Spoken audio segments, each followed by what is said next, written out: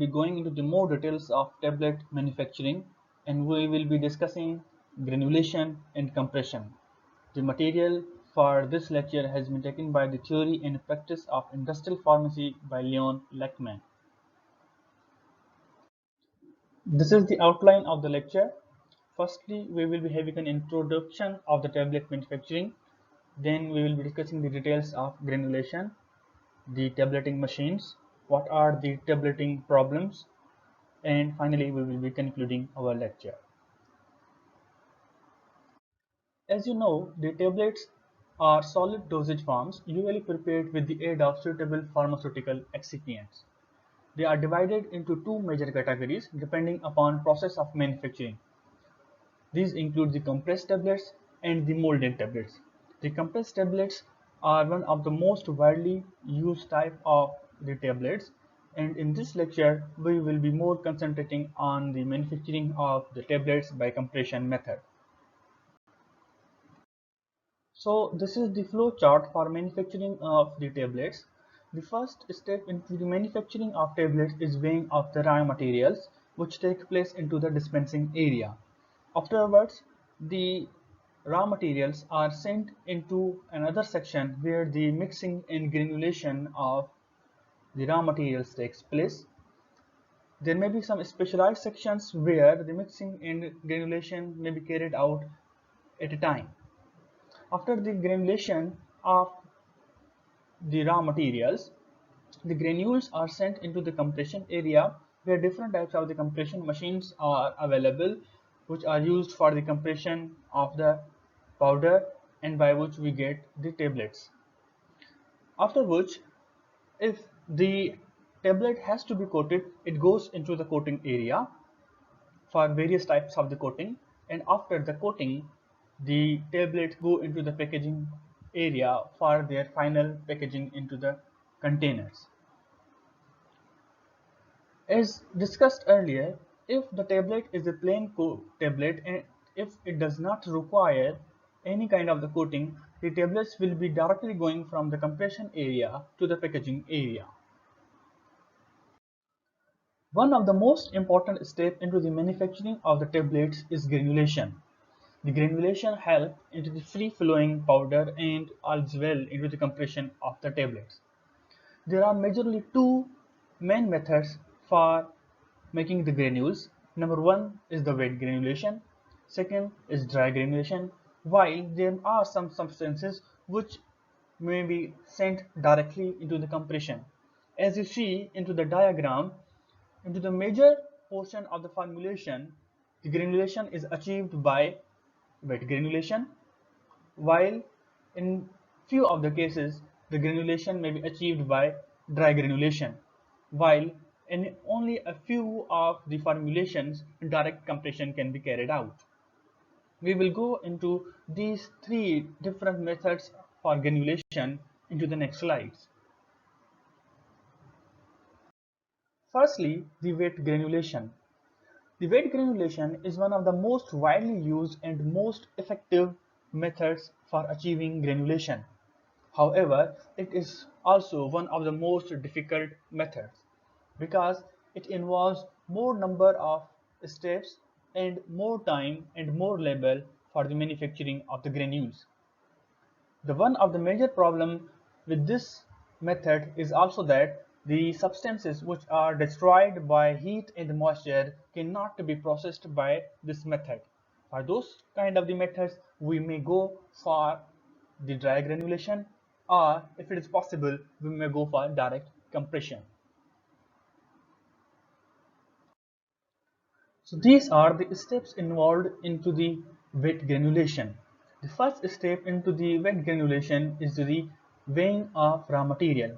After the weighing of raw material, there is mixing of raw materials, and after the mixing of raw material, the powder material is sieved, and after sieving, there is moisturizing of the raw material by the help of a binder. After moisturizing with the help of a binder, the material goes again for sieving process, and after the sieving process, the material goes for the drying. Again, after the drying, there is sieving of the material, and finally the lubricant is added to the granules. The sieving is required again and again to avoid the lump formation during the process of granulation.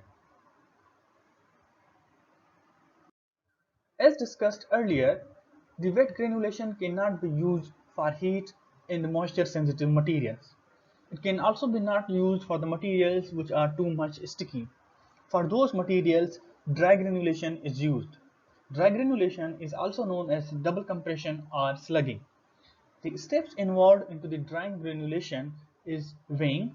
Firstly, there will be weighing of the materials, and after the weighing of the materials, there will be mixing of those materials. After mixing, there is process of slugging. In the process of slugging, a larger size tablet is formed, maybe about the size of 1 inch, and after the slugging, there is crushing and screening of those larger size tablets. And after the crushing and screening, granules are formed, and on those granules, lubrication is done.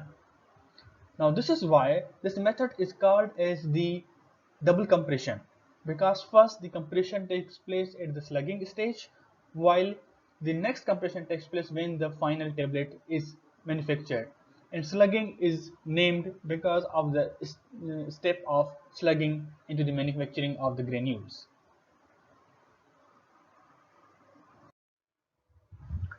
For those materials which have free-flowing and binding properties can be directly sent for compression. These are the potassium salts, ammonium chloride, and methenamine. While for the substances which cannot be granulated by wet granulation or dry granulation can be sent directly to the compression by adding certain compressible vehicles such as anhydrous lactose, calcium phosphate, compressible sugar, mannitol, and microcrystalline cellulose. Now the compression of tablets into tableting machines. The tableting machines are mechanical devices that compress powders into tablets of uniform size, shape, and weight, containing approximately the same quantity of active pharmaceutical ingredient. They have the ability to produce from hundreds to thousands of tablets per hour. There may be various parts in a compression machine, but 5 parts are present in all kinds of the compression machines. Number 1 is the hopper. The hopper is a part of the compression machine where the granules are present, and it works like a funnel and moves the granules to the feeder of the compression machine. The second part of the compression machine is the feed tube or the feeder. The feeder helps into the proper filling of the dyes and for the compression of the tablets. The third part of the compression machine are the dies. The dies may be of different sizes and shapes depending upon the size and shape of the tablets. Into the dies, the powder fills up and then the punches compress that powder. Next are the upper and the lower punches. The upper punch is present at the upper side and the lower punch is present at the downside. There is more movement in the upper punch as compared to the lower punch, and the upper punch is involved into the compression of the tablet. The, the lower punch only moves slightly upside for the ejection of the tablets. The lower punches can also be used for determining the filling of the dye, and by which we can also set the thickness of the tablets. The final parts into the compression machine are the regularity cams. Now these types are the specific type of the screws by which we can set the hardness of the tablet, we can set the thickness of the tablet, and we can set how much the pressure will be applied by the upper or how much there will be movement into the lower punch. You may find various types of the tablet compression machines in the market as well as in the industry. However, based on their working principle, they may be divided into three major categories. Number first category is single punch machine, second is multi-station rotary punch machines, and third is multi-layer rotary tablet machines. We will go into the details of the working of these type of the machines to the coming slides. So this is the diagrammatic representation of a single punch machine. It is called a single punch machine because it only works with a single set of the punches and the die. Now as you see on the upper side of this diagram, the hopper is present. The hopper contains the granules for the compression. From the hopper, the granules moves into the feed shoe. The feed shoe helps to the uniform distribution of the granules into the die. Now here, this is the upper punch and here is the lower punch. This is a die. Now the granules will be coming from the hopper into the feed shoe and finally into the die. Afterwards, the upper punch will be coming from upside to downside for compression of the tablet. After compressing a tablet, the upper punch will move to upside and then the lower punch will slightly move to upside for the ejection of the tablet. Now down to the lower punch, there are ejection regulating screws and capacity regulating screws. By the help of the ejection regulating screws and capacity regulating screws, we can adjust the thickness of the tablet. We can adjust the weight of the tablet, that how much amount of the granules will be filled into the die. We can also adjust the hardness of the tablets. So these will help into the meeting of the proper requirements of the tablets. So this is the picture of a single punch machine available in the market. Now you may find various parts into this compression machine, but the five major parts that include the hopper, the dies, the punches, the regulatory cams, and the feed shoe will be there. These machines can be operated electrically by an electrical motor, or it can also be operated by hand. The disadvantage of single punch machine is that they produce very less amount of the tablets and they can only be used for small manufacturing of the tablets or only for the research purposes. Now this is the diagrammatic representation of multi-station rotary punch machine. Why these are called multi-station rotary punch machines? Because there are a number of sets of the punches and dies that are revolving in circles. These punches may be 8, 16, 32 or even more. Now if you see here, the upper punch is coming from the upside and moving, and the lower punch is coming from the downside and moving. The dies are also moving along with these punches.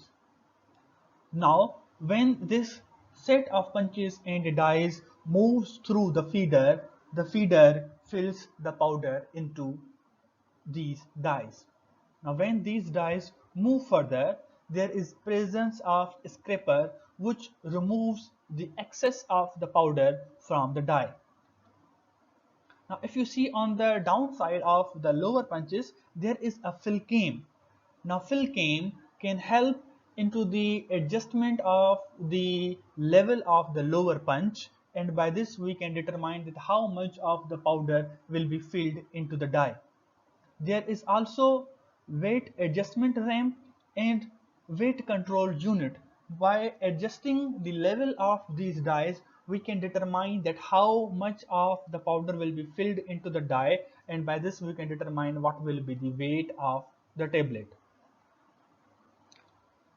Next are the pre-compression rolls for the upper punches, and there is also a main compression roll for the upper punches. The pre-compression rolls causes slightly downness of the punches so that the powder is compressed, and after when the punches move to the main compression rolls, the main compression roll puts more pressure and causes more compression of the tablet, and finally the thickness of the tablet is decreased. Again, if you see at the lower side, there is again a pre-compression roll and a main compression roll for the maintenance of the pressure from the lower side.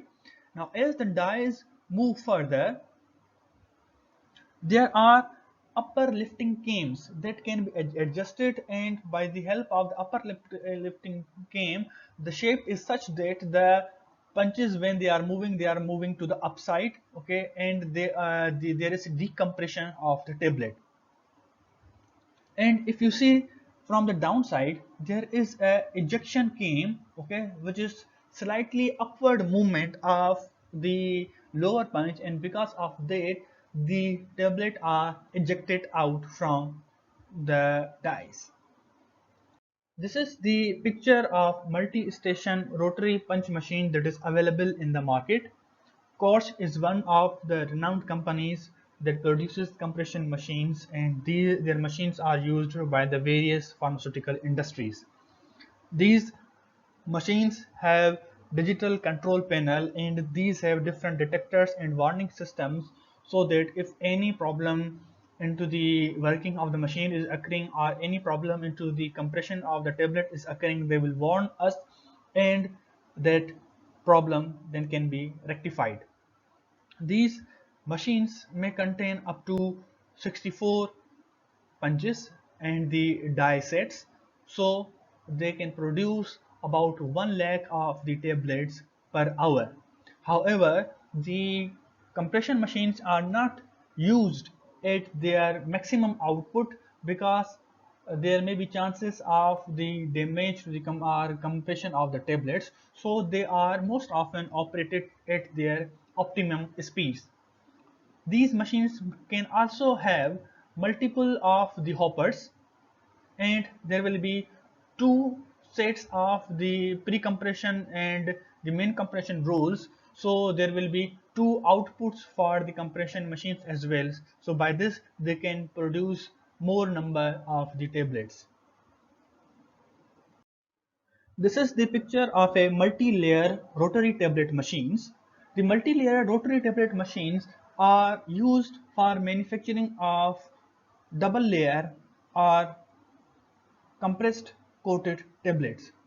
In these types of the tablets, the two incompatible materials are compressed in successive layers. First, there will be compression of the core, and after the compression of the core, the cores are again placed into the machine, and the machine then compresses a coat of the second material onto the tablet.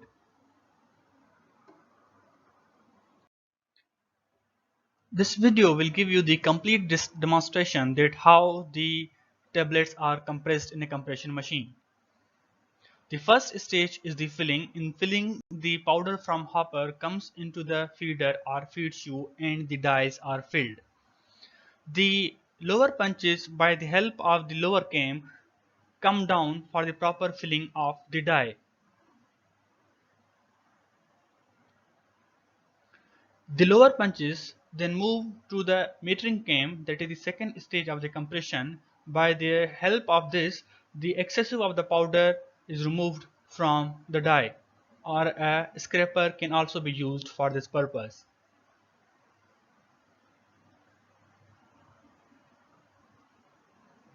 The purpose of metering in tablet is to set exact amount of powder to be compressed into tablet, ensuring your tablets are consistent weight. The step 3 is compression. In compression, the upper and lower punch come together for the compression of the tablet. Here you see the upper punch is coming down and a properly tablet is manufactured.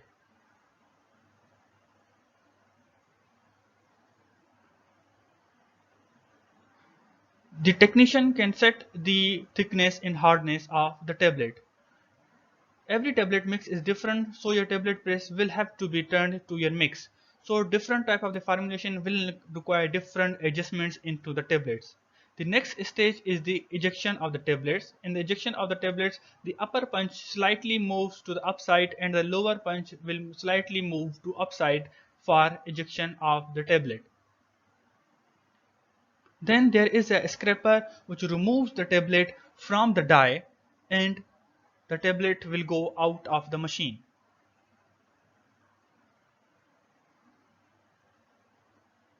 There may be additional equipment into the compression machines like the tablet deduster, which can remove the dust, metal detectors will remove the metals, and the tablet weight checker will automatically check the weight.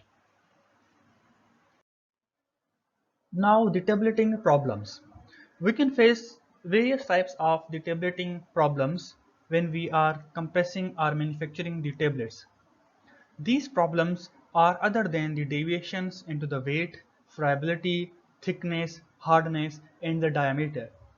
The first of the problems occurring in the compression of the tablets is capping.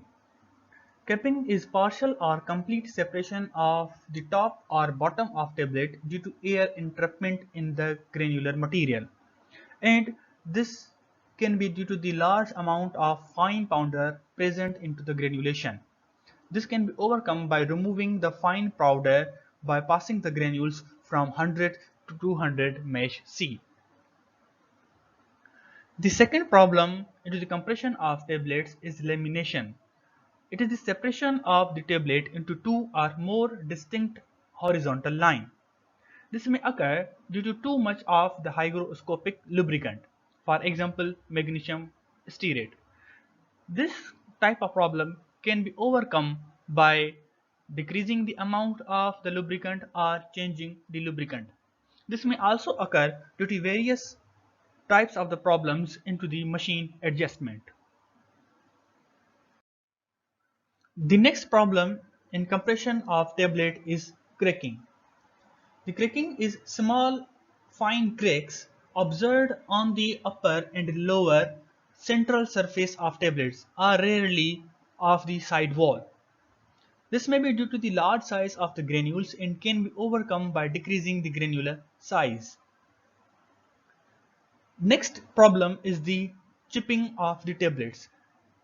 The breaking of tablet edges while the tablets leave the press or while we handle the tablets during the manufacturing of the process. This may also be due to the high speed of the machine, so that the tablets are striking with the various parts of the machine and there is breakage of the tablets. This may also be due to the uh, damage to the die because the grooves of die worn out at the compression point. So the polishing of the die or changing the die will be suitable, or otherwise we can decrease the speed of the machine and this chipping can be decreased. One of the common problem observed during the compression of the tablet is sticking. The sticking is the attachment of the tablet to the punch due to excessive moisture or maybe decreased punch pressure or high speed of the machine. This can be overcome by decreasing the moisture, increasing punch pressure, decreasing punch machine speed, and polishing the punch. This will cause the uneven manufacturing of the tablets and there may be changes into the structure of the tablet. The other problem in the tablet manufacturing is the binding. Binding occurs when tablets adhere, seize, or tear in the die, and as a result a film is formed in the die and ejection of the tablet is hindered. This may be due to the poorly polished dies and may be overcome by polishing the dies. The next problem into the compression of the tablets is picking. Picking occurs when small amount of material from tablet is sticking to and being removed off from the tablet surface by a punch face. Now, the material that stick to the punch will also be causing uneven surface of the tablets that are manufactured into the compression machine. This may occur due to too little or improper lubrication. So to overcome this problem, we can increase the lubricant or we can change the lubricant. A similar kind of problem is also called as the rat holing or the pinholing. In the rat holing or pinholing, a pin-sized small hole appears into the center of the tablet, and it is also because some amount of the tablet has stick to the punch, and that small amount is calling small hole into the center of the tablet. That can also be overcome by polishing the punch. The next problem in tablet manufacturing is mottling. Mottling is unequal distribution of color on tablet with light or dark spots standing out in an otherwise uniform surface. It may be due to improper mixing and can be overcome by increasing the mixing of the coloring agent into the tablet, or can also be overcome by decreasing the particle size of the coloring agent into the formulation. One of the other problems into the tablet is the double embossing or double impression. Some of the tablets may have some text engraving onto the tablets, and if there is movement of the punch or there is damage to the punch, that engraving may not take place properly. So finally, the conclusion of this lecture. In this lecture, we had discussed two of the major steps involved into the manufacturing of the tablets. Number one was granulation, and number second was compression, including the tableting machines. And then we discussed different types of the tableting problems that occur during the compression of the tablets. In the granulation, we said there are two main methods for granule preparation. Number one was wet granulation and second was dry granulation. The raw materials are the materials which cannot be granulated by wet granulation or dry granulation will be sent for direct compression. In the compression, we said various types of the tableting machines are used for the manufacturing of the tablets. They were majorly categorized into three categories: the single punch machines, the multi-punch rotary tablet machines, and the multi-layer rotary tablet machines. There were five major parts in those compression machines that included the hopper, the feed shoe, the dies, the upper and the lower punch, and the regulatory cams. Finally, we discussed different tableting problems that included capping, lamination, picking, sticking, mottling of the tablets, and various other types of the problems of the tablets. I will be taking your questions into the upcoming Zoom online class.